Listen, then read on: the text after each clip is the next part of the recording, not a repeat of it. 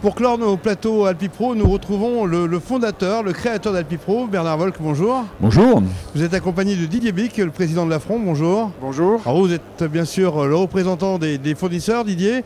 Et Bernard, vous faites ce salon justement pour les fournisseurs de la montagne. Alors vous qui avez vécu plusieurs éditions, celle-ci avait une teneur un peu particulière. Qu'en est-il finalement ?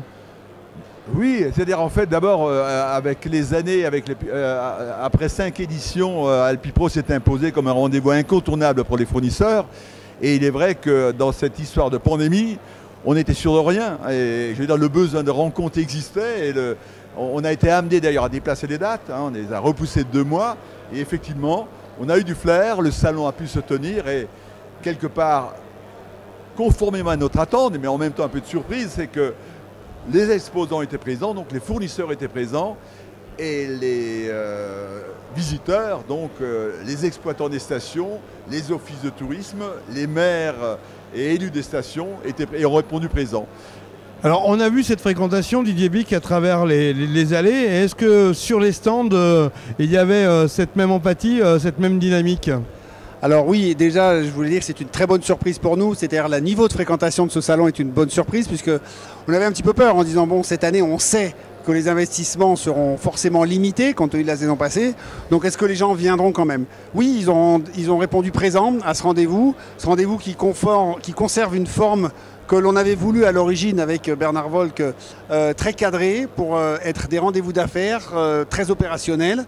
Et je vois que la forme a été confortée, même si le salon a évolué, bien évidemment. Mais on reste toujours dans le même état d'esprit. Alors, malheureusement, les commandes n'étaient pas forcément en rendez-vous cette fois-ci. Mais en tout cas, on a pu retrouver nos clients et c'est déjà un grand pas. Quels sont les sujets abordés durant cet Alpipro 2021 ? On parle de développement durable, on parle naturellement d'équipement de la montagne, de mobilité aussi ? Oui, enfin aujourd'hui on est sur la partie aide et quelque part est acquise, même si on parle aussi de trous dans la raquette au niveau de la montagne, mais enfin grosso modo du côté des exploitants, ils ont obtenu quelque part une aide importante de l'État, ce qui les amène à envisager l'avenir de manière sereinement. Maintenant, à côté de ça, il y a le marché et forcément le changement qu'implique la pandémie. C'est une pandémie mondiale qui influence le comportement de tout le monde, que ce soit des touristes français, mais aussi des touristes étrangers, etc. Et il est vrai qu'aujourd'hui, c'est un peu ça le sujet. On a bien sûr parlé de diversification, on a parlé de la montagne 4 saisons, on a parlé du plan de relance, car là encore le gouvernement met en place un plan d'aide pour relancer la montagne. Une bonne partie qui est consacrée l'été. Il y a peut-être une part plus infime qui est réservée au ski. Et ça aussi, les exploitants, bon, ils essayent de se faire préciser des choses, etc. Enfin voilà, c'était ça un peu le débat. Et puis l'autre débat, au final, c'est la saison à venir, et elle va être comment ? Et moi, si je peux donner mon sentiment personnel, je pense qu'on devrait encore plus insister sur quelque chose, c'est une banalité, mais c'est le vaccin. Demain, toutes les stations vaccinées à partir du 1er novembre, voilà un vrai message à délivrer et voilà ce qui permettrait probablement de reconquérir notre clientèle à la fois nationale et internationale. Les stations, 1er novembre, tout le monde vacciné. C'est un peu comme ce qui s'est fait en Grèce où on a vacciné les îles. Et aujourd'hui, la Grèce a fait le plein sur l'été, sur les îles, parce que tout simplement, elles étaient vaccinées. Didier Bic, est-ce que les fournisseurs de la montagne, les industriels de la montagne, ils voient un peu plus clair aujourd'hui ? Oui, ils voyaient un petit peu plus clair parce qu'on a pu faire le tour de tout le monde. Néanmoins, il n'y a pas de surprise fondamentale.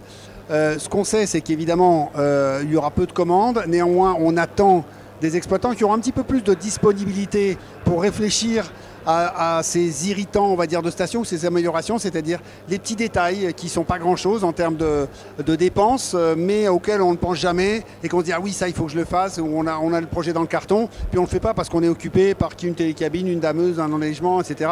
Des gros projets et donc on laisse les petits derrière. Cette année, il n'y a pas de gros projets ou très peu et donc on a le temps de s'occuper de tous ces petits riens qui améliorent l'expérience client, la facilité du parcours du client, la caisse, les aménagements de caisse pour faire les queues au forfait, les aménagements de garde, de remontée mécanique, etc. Donc on compte évidemment sur les exploitants pour faire ça, mais bien évidemment, à long terme, il va y avoir un changement. Donc Rien de nouveau, parce qu'on avait déjà commencé tous ces mouvements-là. Il va falloir simplement les accélérer un petit peu, parce que les touristes maintenant ont eu le temps de réfléchir au sens qu'ils voulaient donner à leurs loisirs et à leurs vacances. Et donc il va falloir aller un peu plus dans le sens du durable, de l'environnemental, bien évidemment. Il y a eu de la casse dans votre groupement? Alors il y a de la casse à deux sens, c'est-à-dire d'abord il y a des entreprises qui disparaissent ou qui peuvent disparaître, pas actuellement, pas encore, parce que le PGE, il y a un certain nombre de dispositifs qui les maintiennent encore en espérant qu'on arrive à faire le lien jusqu'à la prochaine saison 2022, parce que nous on a ce problème-là, c'est comment on va vivre de maintenant si les aides disparaissent jusqu'aux prochaines commandes en avril 2022. Donc pour le moment il n'y a pas de casse, mais il y en a qui sont limites.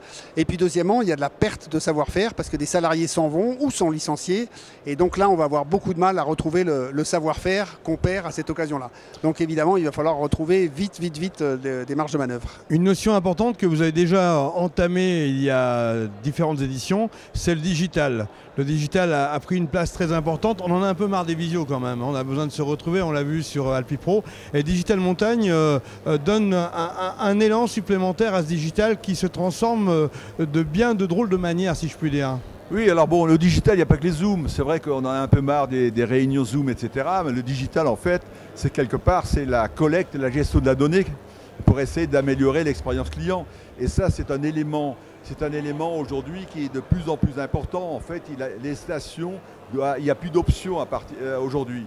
Il faut que l'ensemble de l'activité des stations soit digitalisée de manière, derrière, à être en mesure de proposer des offres aux TO, aux agences internationales, etc., qui intègrent l'ensemble des activités, l'ensemble des acteurs de la station. Et puis le tourisme est de plus en plus instantané, si je puis dire, parce que les gens ont envie de partir tout de suite, c'est des réflexes quasiment immédiats. Bien sûr, aujourd'hui on prend son smartphone, on prend son ordinateur, on va sur des plateformes et on a envie de faire sa réservation, on n'a pas envie, et de réserver tout en une fois. Hein. Et je dirais que la faiblesse à un moment donné, elle existe encore un petit peu, c'est que pour partie, la digitalisation, elle est faite, mais il y a un certain nombre d'activités qui ne le sont pas. Et ce qui fait quand moi je suis agence de voyage internationale ou TO, quand je regarde l'activité d'une station, je ne prends en compte que celle qui est digitalisée. Hein. Et donc l'effort à faire aujourd'hui, c'est convaincre l'ensemble des acteurs, des sociopros, de digitaliser leur activité. Et c'est ce qui est en train de se passer. Et Digital Montagne répond pour bonne partie à cette problématique-là. Didier Vic, pour conclure, vous êtes confiant mais prudent? On est très confiant effectivement par rapport à tout ce qui a été annoncé aujourd'hui sur la reprise de l'activité en montagne. Et on est prudent en ce sens qu'on a besoin de faire le liaison. Il y a un plan de relance qui a été annoncé par le Premier ministre, mais qui pour nous va pas être instantané. C'est-à-dire qu'il va y avoir beaucoup de délais. Alors déjà peu de choses sur les domaines skiables en eux-mêmes, mais en plus pour retrouver et réaliser tout ce qui est prévu dans le plan, il va se passer un certain temps.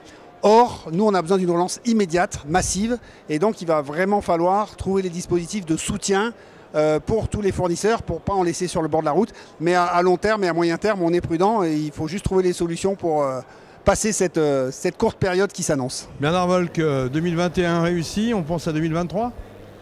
Pas tout de suite, mais effectivement, il faut y songer. En tout cas, aujourd'hui, on a envie de savourer plutôt cette réussite, avant tout cette réussite de 2021. Encore une fois, un rendez-vous inespéré, attendu, et je crois qui a satisfait l'ensemble de la filière montagne. Merci messieurs, à bientôt sur Savoie News. Merci.